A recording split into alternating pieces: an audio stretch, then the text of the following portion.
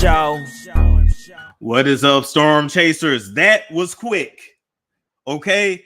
Breaking news. Diddy and Cassie reach an undisclosed settlement within 1 day of the case being brought to federal court.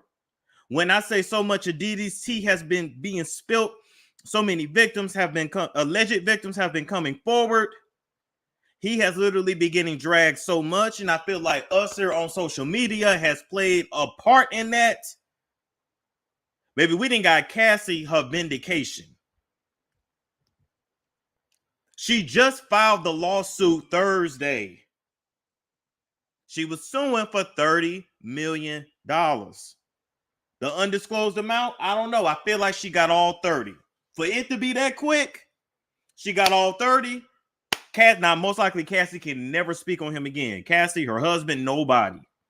Oh, he settled. Oh, he paid. He paid. So, I actually saw the news first on the Shade Room, but they got their source from New York Times. So, let's get into it.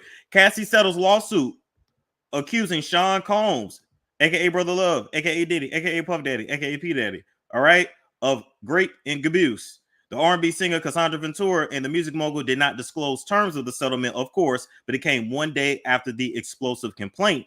All right. We already read through the 35-page document that was filed on Thursday, which detailed several instances of control, false imprisonment, physical abuse, emotional. It went on and on and on. All right. If you didn't see that, to see the live I did yesterday. The parties announced on Friday evening that they had reached an agreement to resolve the case, but they are disclosing no details. I have decided to resolve this matter amicably on terms that I have some level of control, whose full name is Cassandra Ventura. I want to thank my family, fans, and lawyers for their unwavering support. In a statement, Mr. Combs said, we have decided to resolve this matter amicably, aka I paid, aka I'm tired of being dragged, aka I got to put this behind me. I wish Cassie and her family all the best. Love. For Mr. Combs, the settlement quickly shuts down what would have been a risky and potentially embarrassing process of legal discovery in which realms of evidence are made public in a possible trial. Do you know how bad that would have been for Diddy? Do y'all know how bad that would have been for Diddy? Because when you sue somebody, you go through discovery, which means everything would have been on Front Street unless they would have sealed everything like they did in another trial that was very famous. Keep in mind, Cassie's attorney is the attorney that took down Harvey Weinstein. So if she had an attorney that took down Harvey Weinstein, that means Cassie had tea. She had proof. She had people to corroborate her. Everybody was gathering. But this is not over. See, Diddy thinks that he's done with it. He is not done with this. Number one, he's going to lay low for a while. Number two, he's never going to speak on this again. But number three, the floodgates have been opened for pretty much everybody who he's done wrong, who's still alive, the ones that are still here, to come and get their just due, their day in court. This is the fastest settlement I've ever seen in my life. 1 day. You know, them lawyers worked overtime. Them lawyers didn't even go to sleep.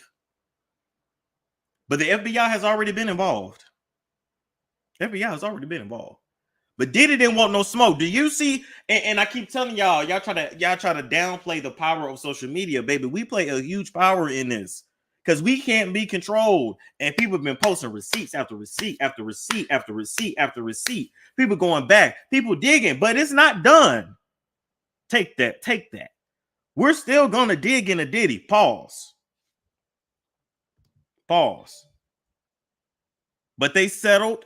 So legally, I cannot say he's guilty or he's innocent. They settled. That I just you know now you know how I might feel personally, but professionally, I have to say allegedly. All right.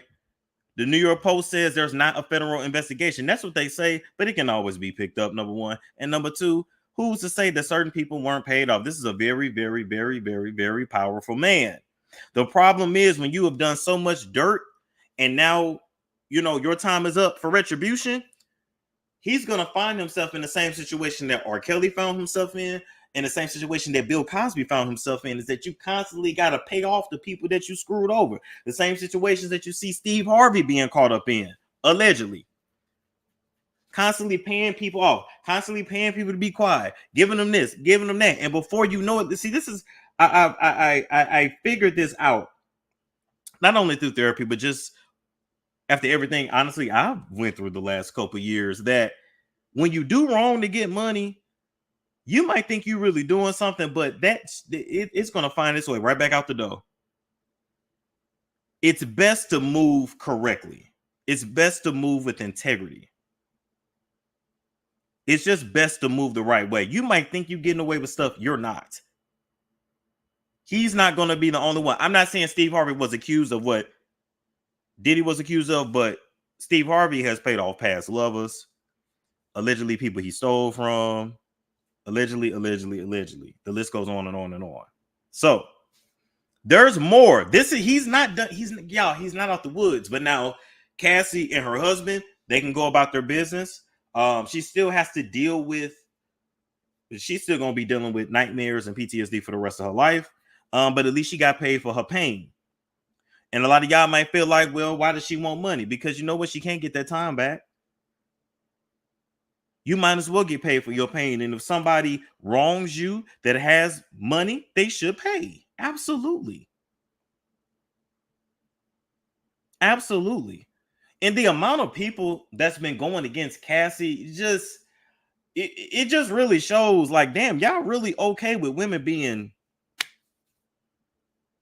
assaulted. Y'all really okay with that shit, but I'm not even gonna get into that. The naysayers can say whatever. Let's see. For Mr. Combs, settlement quickly shuts down what would have been risky process of discovery.